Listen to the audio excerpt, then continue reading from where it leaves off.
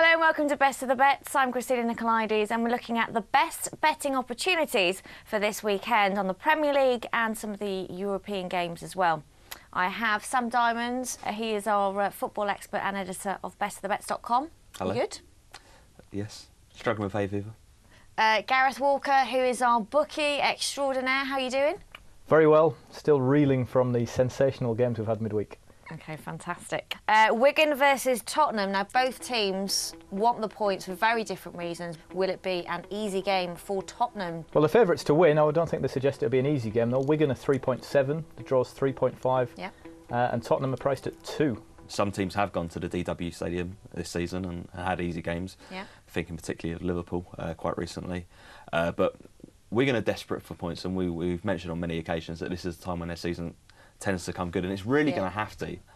But Tottenham obviously are very buoyant after that win against Manchester City. I didn't think they were particularly good in the game, but they got those 3 goals towards the end. Bale was back, which was a huge boost for them. And scored. And I think Aaron Lennon possibly could be back here. And for me, I may be repeating myself, but I think that is almost as much of a boost, because the work he does enables Bale to really excel. He pulls defences apart and it just allows Bale to run through the middle. Yeah. I think there'll be goals. And I think rather than take Tottenham to win the game, I'm going to go for over 2.75 goals. So over 2.75 is priced at even money, so half your bet's on over 2.5 goals in the match, half your bet is on over 3 goals in the match. The angle I'm going to go with is the fact that Wigan's last 3 goals in the Premier League have all been scored in the last 10 minutes of games. Okay. That they've scored 68% of goals in the second half this season. So the 2 options that I'm looking at are for Wigan to score the last goal in the match, which is priced at 2.1. Okay. And the bet that I'm actually going to put for the game is that Wigan to win the second half, which is priced at 2.6. Might not be enough for them to win the game, but just Wigan just on the second half. So you've heard what the boys have had to say. It's time to hear from Mike Holden. Emotionally, Wigan have got a lot of what they want this season from the FA Cup campaign, and the battle for survival now has become tougher off the back of it.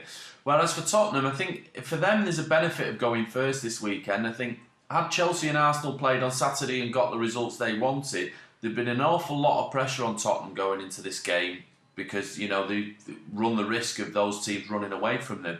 Here they can put down a marker and really send out a statement to those teams like, over to you now, you've got to do the business. And I think that really does suit them, especially coming off the back of that result against City. Fantastic win last weekend. And I can't see any problems for Tottenham this weekend. I think they'll win quite comfortably. And anything around the even money mark, I think they're a bet for me. So Tottenham are priced at 2, so he'll like that price. That's his bet. What about Gareth Bale to score? Gareth Bale is 5.3 to score the first goal. I'm sure that'll be of interest to many. Yeah. We're going to move on to Stoke versus Norwich. Well, Stoke 2.1, the draw 3.25, and Norwich 4. I said I was very excited about Wigan Tottenham. I'm not sure I can quite use the same word to describe this game. They did both win their last game. Huge victories for them last week, and you'd like to think that will give them a bit of freedom in this run-in, but I can't see those wins really alleviating any pressure for them to start actually playing some decent football. I can't see any goals either. Well, you know, I think you're absolutely right there. 15 of Stoke's 34 games have gone under 1.5 goals. 12 of Norwich's have gone the same way. And you look at the meetings between these two in recent years, 4 of the last 6 have ended 1-0. And I think 1-0 is a fairly safe bet here. I couldn't necessarily say who to, but if you want to keep the goalless draw on side, because both of these teams have had 6 this season, that might be a very smart thing to do. And that's why I'm going to go for 0-1 goals on the goal crazy. That's priced at 2.7. I don't remember a game ever. Certainly one that we've covered in this show, but I don't remember one in the Premier League at all, which has got such a low goal expectancy as this. It's 1.6 for under 2.5 goals. And, you know, that is very short, but you're still thinking, well, you're tempted to make it a bet, because where are the goals going to come from? Both sides so dependent on set pieces. So if there are going to be any goals, you'd imagine it'll be from a free kick or a corner. I mean, it's a shorter price than you'd usually get about 0-0, but 7.2 about 0-0 is a tempter. Or if you want to go for a correct score or a first goal scorer, this is the absolute prime game. Both Heaven Bet and Mermaid Bet refund losing correct score and first goal scorer bets on a match if the game finishes scoreless. This is one of the more likely 0-0s you'll ever see. So yeah, if people want to have a go at maybe one of the 1-0 scorelines Sam mentioned, or one each, or a correct or a first goal scorer, I should say, maybe Basong or a set piece, someone like that could just nick one and have a bet on that. And if there are no goals, get your money back. That's definitely the angle. Okay, next game. Will it be a biting affair at St James's Park? Newcastle versus Liverpool. Newcastle 2.9, the draw 3.5, and Liverpool a 2.4. It really depends on what Liverpool turn up, because with or without Suarez, they have been inconsistent this season. Yeah, they have. Sturridge probably epitomises that, because I get very frustrated with him. Sometimes I think he's one of the biggest football myths going. But he was excellent when he came on at half-time last week. And I think the onus is now on him. And I genuinely think he might take this chance this weekend. I think the Liverpool team as a whole might take this chance. Yep. Sometimes they're at their best when they feel there's been a certain injustice, and regardless of what you think of the FA's decision, I just think that might spur them on to do something. Newcastle, the pressure's all on Newcastle here. Everyone thinks Liverpool's season's over now because of this decision, but Newcastle have pretty much everything to play for. They're still in that relegation battle, still plagued by injuries. Liverpool have gone to St James's Park over the years and got some big results, and I think they could win here, and at 2.5 looks a bet for me. Gareth? Yeah, I mean, Liverpool have drawn the last 3. They haven't drawn 4 in a row since 2008, but you think a draw is a possibility. Newcastle would take a point because that just... Newcastle haven't drawn many games, though. Just one at home this season. Or one at home in the last 15. But I think the difference with this game is that if you offered the St James's Park crowd a point before kick-off, they'd all definitely have it, because you'd think 38 would probably be enough. Whereas as it is, there is a bit of panic, and they're looking at these 3 games against London clubs they've got after this and thinking, oh, we're going to get any more points. But I can't understand Brendan Rodgers' team selection sometimes. It seemed another bizarre selection that he made against Chelsea. It seems when these big games come up, he's so concerned about the opposition rather than just having the confidence. Chelsea, Liverpool were 2.2 at home last week, and he was panicking about what Chelsea might do to him. So I'm gonna, at the prices, I'm gonna go with Liverpool. I'm gonna side with them. They seem to be pretty much second half specialists recently. A lot of goals in the second half. So again, the angle of backing a team just to win the second half, that's 2.5 to do that. Maybe prey on the nerves of the home crowd. Maybe correct score, something like 3-1 to Liverpool. I'll have a tentative go out. That's 14.3. But yeah, it's another fascinating game, this one. Could go anywhere, really. And the next game, Sam, your team travel up to Goodison. Will they be bringing back any points to London? Absolutely not. Which means... We've heard this before, I think. Which means, again, no shave.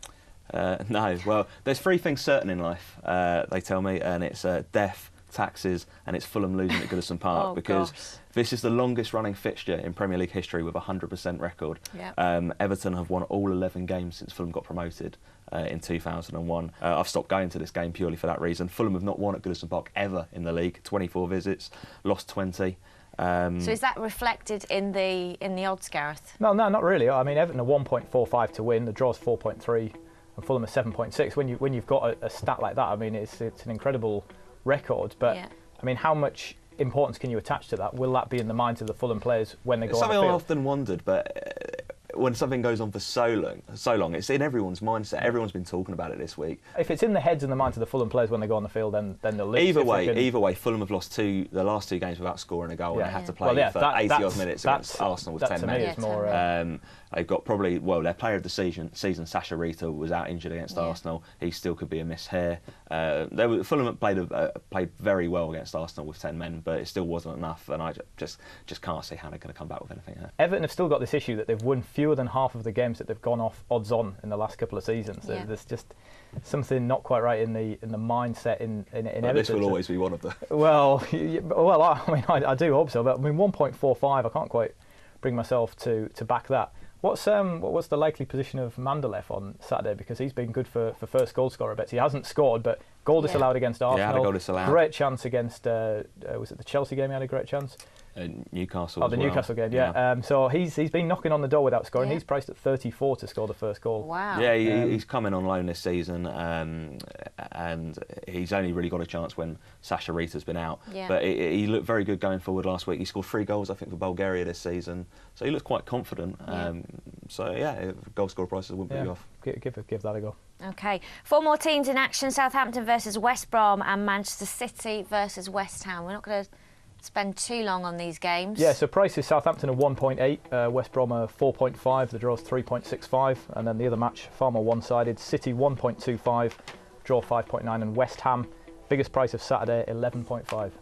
Yeah, I think I'm going to go with both of these home sides on the freeway handicap here, -1. Southampton look very strong, unbeaten in 6. Man City, interesting stat this week I saw, home against teams outside of the top 7. Yeah. They've won all 10 games this season, and the last 8 by an aggregate scoreline of 20-0.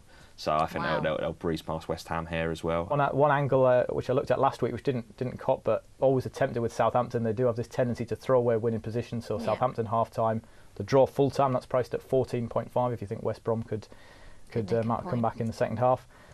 City, I mean, I've been impressed with West Ham recently. They seem to be finishing the season on a high, really. Carroll being a big part of that.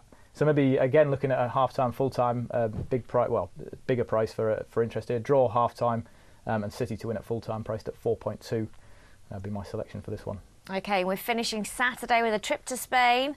Derby, Atletico Madrid versus Real Madrid.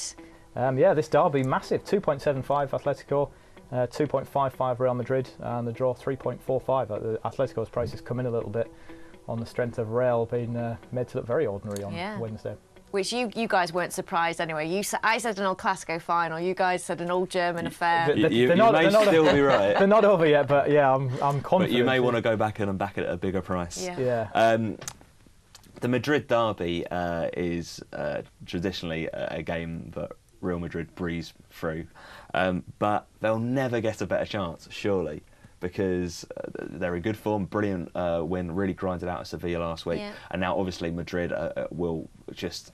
Their attention is going to be on Dortmund next week, and whether they can overturn this deficit. It's going to be a huge ask for them. So you'd like to think that they're already putting all their emotions and their preparation into that Dortmund fixture. Can you see many goals then? I can't see many goals because Atletico have been very strong at home, very strong defensively. Another clean sheet last week, which they're 18th for the season, they're 3rd in a row. That's fantastic. And another boost for Atletico was the fact that Diego Costa, who I've been very positive about all season, he actually picked up a 10th yellow card against Sevilla, so he was due to be suspended. But that's been overturned, so he's available. They love the drama in Spain. And they've won 14 of their 16 home games this season. So very, very strong, the Vicente Calderón. And Madrid, they've won their last 3 La Liga games and are unbeaten in 10. But as I say, they'll be more concerned about the Dortmund second leg. And it's still fresh in my mind are away defeats this season at Granada, Malaga, Betis, Sevilla and Getafe. So we know they're beatable. Atletico will never get a better chance in the derby. But I have said this before. Until Wednesday night's events unfolded, I was thinking full steam ahead on Atletico. But I've had to completely come about on this because Real was so...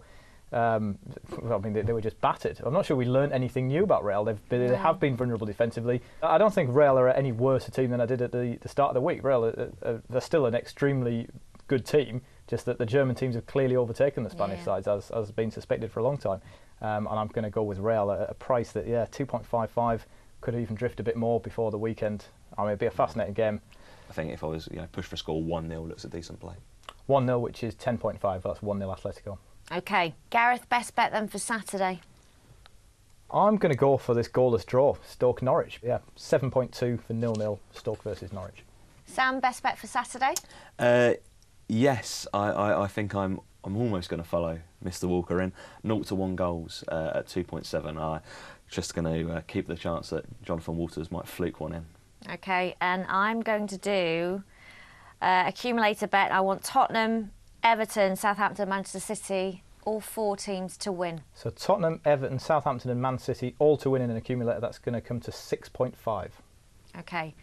You can place your bets on any of these games and much more via our website heavenbet.com. For our Danish viewers, you can watch this show on footy.dk and you can place your bets on mermaidbet.dk. Join us after the break. We will be looking at Sunday's games and even more European action. See you then. Do you rate your powers of prediction? Well, now is your chance to prove it and win a prize. Log on to bestofthebets.com and in the tips and advice section, you'll find 6 Premier League games discussed in the show. Predict home, draw, or away for each one, and 4 or more correct answers guarantees a prize. Good luck.